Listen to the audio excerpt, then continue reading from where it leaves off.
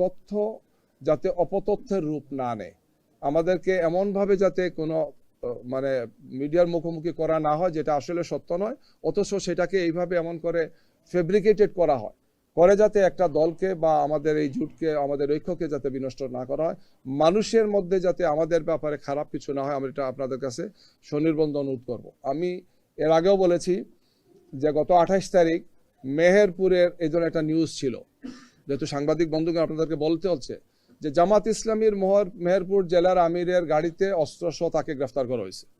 পরে দেখা গেলো আমির সাহেব সেখানে নাই, গাড়িতে আছে কি, সেখানে কাজ হবে, স্টেজের কাজ হবে জন্য গাড়িতে করে খন্তি শাবল এগুলো নিয়ে যাচ্ছে।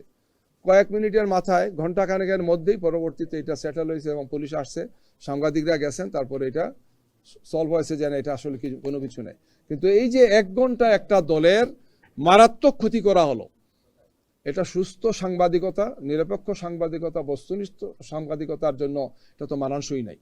যারা করেছেন পরবর্তী আমরা তাদেরকে বলেছি যে আপনি নিউজটা দিলেন, প্রমাণ হওয়ার পর তো আপনার উচিত ছিল এটা স্বীকার করে অ্যাপোলজি বলা, যেটা আমি সঠিক তথ্যটা দেইনি। জাস্ট আপনাদেরকে বললাম এই কারণেই, যেহেতু নির্বাচন একটি খুবই স্পর্শকাতর বিষয়, এই ধরনের তথ্য, অপতথ্য বা এই ধরনের ফেব্রিকেটেড বিষয়গুলোকে এনে জনমনে যাতে কোনো ধরনের উদ্বেগ উৎকণ্ঠা তৈরি না হয়, জনগণ যাতে শান্তিপূর্ণভাবে ভোট দেয়।